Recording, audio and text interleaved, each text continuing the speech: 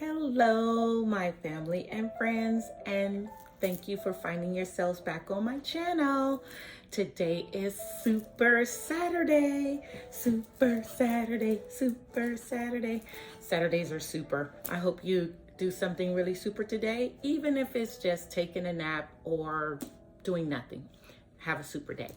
So today is the 18th, and yesterday, I just quickly apologize, number one, for uploading a video so late. I like to upload the video somewhat early, early-ish by 1 p.m. Eastern time, at least 2 p.m. Anyway, my phone ran out of storage space on me while I was recording, so I didn't get to finish the church announcements, although we did finish the full reading yesterday, so we did that. So I gotta figure out if I'm buying a new phone. This is a 13, so maybe I need a 15 now. Anyway, let's talk about what we learned yesterday. That's why we're here, to read the chronological Bible. So yesterday it left off with Jacob blessing his grandsons Ephraim and Manasseh, are the only two boys birthed to Joseph when he married Pharaoh's daughter in Egypt. So he blessed them so that they're his sons, so they inherit the promise of Abraham like the rest of his sons. So I thought that was really nice. What else did we learn yesterday? So before we closed, we read how, so once he blessed Ephraim and Manasseh, then he blessed his other sons, right? And so he just went down the list of each son, calling them out. But what spoke to me was a couple things, because I went back and reread it because it's very interesting. And I can't even say that I understand it all, but when he checked Reuben, which is his first son by Leah, the wife he never loved, he said, "You will not have preeminence because you defiled your father." And so I said, what did he do? Can somebody, let me know what happened? And so my good friend Jasmine, hey Jasmine, she's so sweet. She reaches out to me by text. She doesn't come on here because she's a little shy. Anyhow, in verse 35, Genesis 35, verse 22, she found it for me. And it said, Reuben went and laid with Bilhah, his father's concubine, and Israel found out. So Israel is Jacob.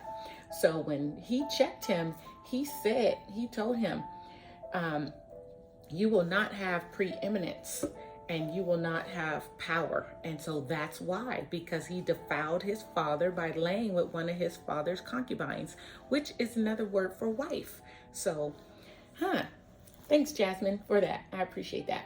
So after he went down the list and read all his sons, and I won't go over it again, but another part that did stand out to me was Judah. His son Judah, he talked very highly of him. So I look forward to what's to come, just to see what's going on with him. But yeah, very interesting. So I really do appreciate the genealogy now. Like, years and years looking at the Bible and reading it, it's just a bunch of names, but they make sense. Everything in the Bible is there for a reason. So this is just new learning for me as I have time to really explore like this. So thank you for coming along with me and doing that. So after he blessed his sons, then he passed away and he was buried in Canaan, in the land where he had buried his wife Sarah and had bought from some king there. I forgot his name already. Sorry, y'all. And then Joseph, one of my favorite characters in the Bible, or people in the Bible. I hate to call them characters because that sounds like it's not real. One of my favorite people in the Bible, Joseph, also died. And then I just noted that distinction of Jacob being buried in Canaan and Joseph being buried in Egypt. Not sure if that means anything now, but I just noticed that, right? Wonder why Joseph didn't choose to be buried with his father. Joseph, maybe he considers himself an Egyptian now. Okay, so with that, let's get started. And when I looked at our chronological read today, I noticed that it's taking us to Job. You know, the next book in the Bible, we did finish Genesis. So, Genesis chapter 50, yesterday, we finished all of Genesis. And so today we're moving on, but we're not going to Exodus, right? Exodus is the next book in the Bible. But the chronological read is taking us to Job. So we're going to read Job first chapter, Job, first through 4 chapters, right? And because keep in mind, chronological order means in the order that events occur. It's not like ABC order, if you will. So it's in the order of historical events, which I do appreciate. So thank you for going on this ride with me. So let's get started with our reading, Job chapter 1. Did we say our prayer? I think we said our prayer. Okay. Lord, yeah, I think we did. Job's character and wealth, chapter 1. There was a man in the land of Uz whose name was Job, and that man was blameless and upright, one who feared God and turned away from evil. There were born to him 7 sons and 3 daughters. He possessed 7,000 sheep, 3,000 camels, 500 yoke of oxen, and 500 female donkeys. A man and very many servants, so that this man was the greatest of all the people of the east. So in a certain area, in the land of Uz, they live eastward. Verse 4, his sons used to go and hold a feast in the house of each one on his day, and they would send and invite their 3 sisters to eat and drink with them. And when the days of the feast had run their course, Job would send and consecrate them. And he would rise early in the morning and offer burnt offerings according to the number of them all. For Job said, it may be that my children have sinned and cursed God in their hearts. Thus Job did continually. So let's just stop and just look at that real quick. It says that after they would have a feast, Job would sin and consecrate them. So he's offering them to God. So it sounds like maybe his kids aren't necessarily followers of God. Maybe there's some brat and some heathens. I don't know, but he's trying to get his kids to turn to God, it sounds like. For Job said, it may be that my children have sinned and cursed God in their hearts. So, wonder about that. So he's trying to cover his kids, right? And don't we do that too? You know, our kids, I'm sure you pray for your kids every day. I know I pray for mine. All right, so verse 6, let's keep going. Satan allowed to test Job.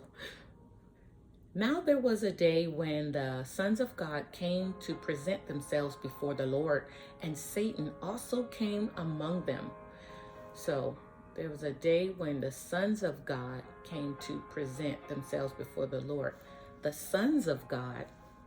Who's the sons of God? I mean, like everybody, I don't know. Let's just keep reading. The sons of God. Verse 7. Oh, hold on. And Satan also came among them. So God, his sons, and Satan in a meeting. Okay. Verse 7. The Lord said to Satan, from where have you come? Satan answered the Lord and said, from going to and fro on the earth, and from walking up and down on it. And the Lord said to Satan, have you considered my servant Job, that there is none like him on earth, a blameless and upright man who fears God and turns away from evil? So God is pleased with Job. He's bragging about Job. Verse 9, then Satan answered the Lord and said, does Job fear God for no reason? Have you not put a hedge around him and his house and all that he has on every side? You have blessed the work of his hands, and his possessions have increased in the land. But stretch out your hand and touch all that he has, and he will curse you to your face. Wow, look at the devil challenging God. So one thing I want to go back to, I want to say this point before I forget it. He said, the Lord said to Satan, where you come from? Where you been? And listen to what Satan said. Verse 7. Satan answered the Lord, from going to and fro on earth and from walking up and down it. So he's going to and fro, seeking whom he may devour. There's a scripture in the Bible that says that. That's what the devil does. He roams around the earth trying to devour us up. And Job had a hedge of protection around him, so he hasn't been able to do that to Job. And that's what we are doing. That's what prayer is. We're praying for that hedge of protection around us, around our family, around our friends, and even pray for your enemies, because your enemies might actually be someone you love. Enemies often come from people who are closest to you sometimes. So I pray for my friends, family, and my enemies, because I don't want my enemies devoured. I don't want them to devour me. So that's a double protection, right? Lord, protect me from them, but protect them too. All right. Verse 9. Then Satan answered the Lord and said, does Job fear God for no reason? Oh, I said all that. I think we're on 12. And the Lord said to Satan, behold, all that he has in his hand, only against him do not stretch out your hand. So Satan went out from the presence of the Lord. So Satan is like, you're protecting him. Now, if you stop protecting him and let me get him, then he will curse you. So God was bragging on Job, and now the Satan is saying, that don't count because you're protecting him. So God in verse 11 said, but stretch out your hand and touch all that he has, and he will curse you to your face. And the Lord said to Satan, behold, all that he has in your hand, only against him do not stretch out your hand. So Satan went out from the presence of the Lord. All right, let's keep going. Chapter 13, or verse 13. Satan takes Job's property and children. So God's given him permission to test Job.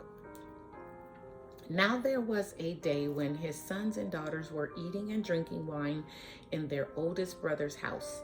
And there came a messenger to Job and said, the oxen were plowing and the donkeys feeding beside them, and the Sebans fell upon them and took them and struck down the servants with the edge of the sword, and I alone have escaped to tell you. Verse 16, while he was yet speaking, there came another and said, the fire of God fell from heaven and burned up the sheep and the servants and consumed them, and I alone have escaped to tell you.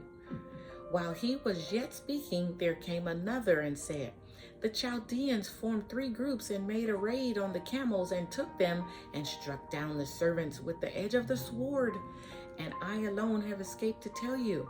So all this calamity is starting to happen with his property. Verse 18, while he was yet speaking, there came another and said, your sons and daughters were eating and drinking wine in their oldest brother's house.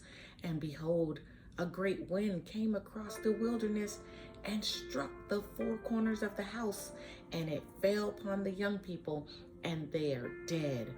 And I alone have escaped to tell you. Verse 20, then Job arose and tore his robe and shaved his head and fell on the ground and worshipped. And he said, naked I came from my mother's womb, and naked shall I return. The Lord gave, and the Lord has taken away. Blessed be the name of the Lord. And all this, Job did not sin or charge God with wrong. Wow. So, Job, property and his children, property taken away and children killed, and he would not curse God. In fact, he prayed. He got down on his knees and he prayed and he said, Lord, you gave it to me and you have the right to take it away. All right, let's keep going. We're on Job 2, Job 2nd chapter, verse 1. Satan attacks Job's health. Again, there was a day when the sons of God came to present themselves before the Lord, and Satan also came among them to present himself before the Lord. So maybe these sons of God, I'm picturing angels, like maybe it's some angels coming and Satan is showing up at this meeting. Verse 2, and the Lord said to Satan, "From where have you come?" Satan answered the Lord and said, "From going to and fro on the earth, and from walking up and down on it." And the Lord said to Satan, "Have you considered my servant Job, that there is none like him on the earth, a blameless and upright man who fears God and turns away from evil? He still holds fast his integrity, although you incited me against him to destroy him without reason." Then Satan answered the Lord and said, "Skin for skin, all that a man has he will give for his life. But stretch out your hand and touch his bone and his flesh, and he will curse you to your face." And the Lord said to Satan, "Behold, he is in your hand, only spare his life." So let me stop there at verse 7. So the sons of God and Satan meeting again, and he goes back through it. "Where you been? Walking to and fro." And so God is like, "See, you stretched your hand out on Job with his property and his kids, and he still didn't curse me." So the devil's like, "Nope, he didn't. But now let me touch his flesh for flesh.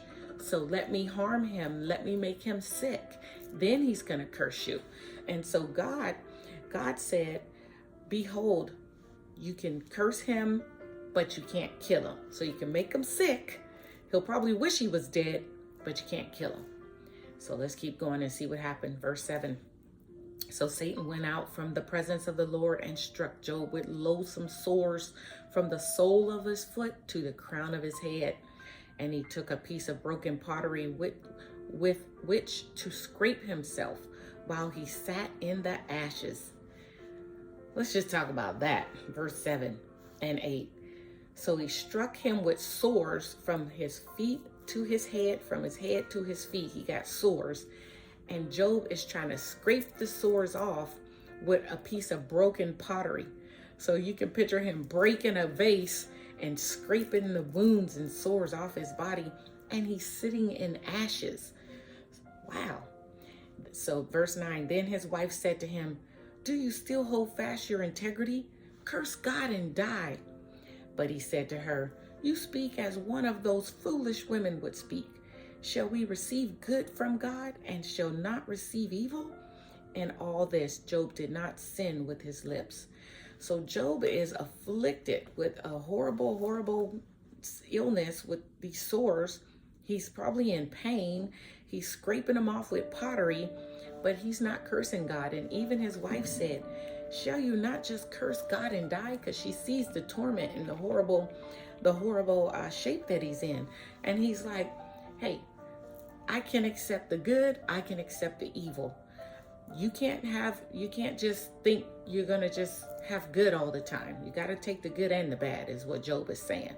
Way to go, Job. Man. Verse 11. Job's 3 friends. Now when Job's 3 friends heard of all this evil that had come upon him, they came each from his own place: Eliphaz the Temite, Bildad the Shuhite, and Zophar the Naamanite. They made an appointment together to come to show him sympathy and comfort him. And when they saw him from a distance, they did not recognize him, and they raised their voices and wept. And they tore their robes and sprinkled dust on their heads towards heaven. And they sat with him on the ground 7 days and 7 nights. And no one spoke a word to him, for they saw that his suffering was very great. Wow, that's powerful. So he was in so much pain, so much suffering, they couldn't even talk to him. But they sat there as a friend for 7 days and 7 nights and just comfort him. They probably was praying. They sprinkled dust. They were calling out to God. They were probably, practicing some kind of, I'm not going to call it voodoo, but maybe magic. They were trying to do something to heal him. They were there to help him and comfort him. While his wife was like, "Just die, curse God and die." Wow. The wife of it all. Job, 3rd chapter. Job laments his birth. After this, Job opened his mouth and cursed the day of his birth. And Job said, "Let the day perish on which I was born, and the night that a man is conceived. Let the day be darkness. May God above not seek it, nor light shine upon it. Let gloom and deep darkness claim it. Let clouds dwell upon it. Let the blackness of the day terrify it. The night let thick darkness seize it. Let it not rejoice among the days of the year. Let it not come into the number of the months. Behold, let the night be barren. Let no joyful cry enter it. Let those curse it who curse the day, who are ready to rouse up Leviathan. Let the stars of the dawn be dark. Let it hope for light, but have none, nor see the eyelids of the morning, because it did not shut the doors of my mother's womb, nor hide trouble from my eyes. Why did I not die at birth, come out from the womb and expire? Why did the knees receive me, or why the breast that I should nurse? For then I would have lain down and been quiet. I would have slept, then I would have been at rest with the kings and counselors of the earth who rebuilt ruins for themselves, or with princes who had gold, who filled their houses with silver. Or why was I not as a hidden stillborn child, as infants who never see the light? Man, this is depressing. Verse 17, there the wicked cease from troubling, and there the weary are at rest. There the prisoners are at ease together. They hear not the voice of the taskmaster. They smell, and the great are there. The small and the great are there, and the slave is free from his master. Why is light given to him who is in misery, and life to the bitter in soul, who long for death, but it comes not, and dig for it more than the hidden treasures, who rejoice exceedingly and are glad when they find the grave? Why is light given to a man whose way is hidden, whom God has hedged in, for whom sighing comes instead of my bread, and my groanings are poured out like water? For the thing that I fear comes upon me, and what I dread befalls me. I am not at ease, nor am I quiet. I have no rest, but trouble comes. Whew, that was long and sad and depressing. So basically, Job, he hasn't cursed God yet. But now he's so sick and so near to death, he's cursing the day he was born. So I'm assuming that's different than cursing God. He's like, why was I even born if this is the suffering I'm gonna have? And then he just laments, and that's what I just got done reading. I'm not gonna reread it. It's so depressing, but man, I just, you just kind of have empathy and just can picture, like I can picture it. But man, it's just such a high level of suffering that, it's as close to death as you can come without being dead. So it's just absolute misery. And I can thank God I haven't had that experience. I've been sick before. I've, had some illnesses, recovering from surgeries and things like that. But I cannot say that I've been this sick and this close to death without dying. So, all right, let's finish up. We're in Job 4, verse 4, chapter 4. Eliphaz speaks, the innocent prosper. Then Eliphaz the Temanite answered and said, if one ventures a word with you, will it be impatient? Yet who can keep from speaking? Behold, you have instructed many, and you have strengthened the weak hands. Your words have upheld him who was stumbling, and you have made firm the feeble knees. But now it has come to you, and you are impatient. It touches you, and you are dismayed. Is not your fear of God your confidence, and the integrity of your ways your hope? Remember who that was innocent ever perished. Who that was innocent ever perished? Or where were the upright cut off? As I have seen those who plow iniquity and sow troubles reap the same. But the breath of God they perish.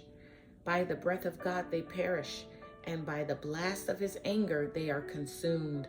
The roar of the lion, the voice of the fierce lion, the teeth of the young lions are broken.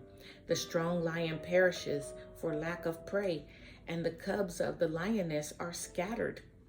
Now a word was brought to me stealthily. My ear received the whisper of it. Amid thoughts from visions of the night, when deep sleep falls on men, dread came upon me and trembling, which made all my bones shake. A spirit glided past my face. The hair of my flesh stood up. I stood still, but I could not discern its appearance. A form was before my eyes. There was silence. Then I heard a voice. Can mortal man be in the right before God? Can a man be pure before his maker?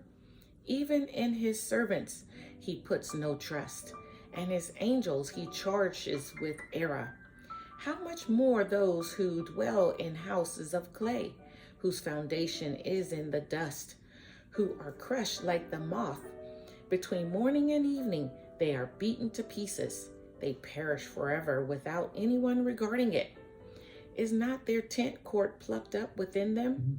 Do they not die, and that without wisdom? Do they not die, and that without wisdom?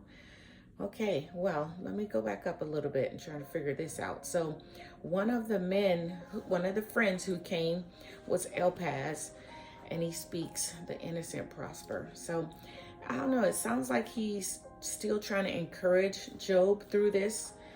And in verse 7, he says, remember who that was innocent ever perished, or where were the upright cut off? As I have seen those who plow iniquity and sow trouble reap the same. So I don't know what to make of this completely, but it does seems like he's just trying to encourage him in this really difficult time of great suffering and darkness and illness here. And there was a part in here where it almost, I don't know if that was a dream where he was dreaming, but it sounds like they encountered the devil in this. I'm just trying to go back and find it. Verse 15. Well, let's start at 13.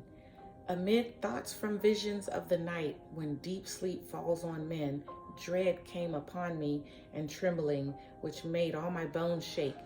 Right here, verse 15. A spirit glided past my face. The hair of my flesh stood up. It stood still, but I could not discern its appearance. A form was before my eyes, therefore was silence. Then I heard a voice. Can mortal man be in the right before God? So just that part right there, 14 and 15, it kind of seems like there was, I don't know if they're dreaming or was that an encounter with the evil spirit that came upon his body that made him ill. I don't know. Wow.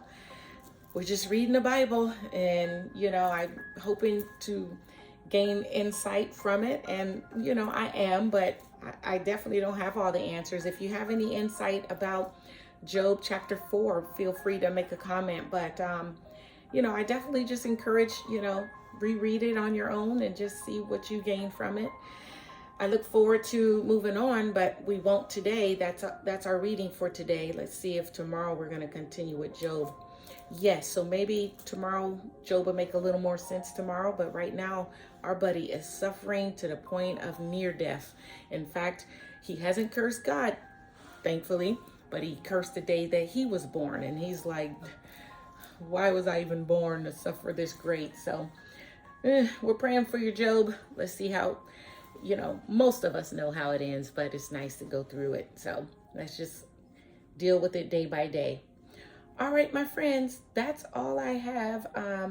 I did have my shout outs to my sweet Jasmine for finding that scripture for us that I talked about earlier. Thank you, Jasmine.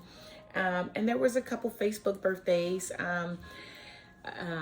Sam Chapman, very popular in our dance community. For those of you who know that I'm in the stepping community and we dance. So Sam Chapman had a birthday. And also one of the Majestic Gents had a birthday as well. Oh gosh, I forgot his name already.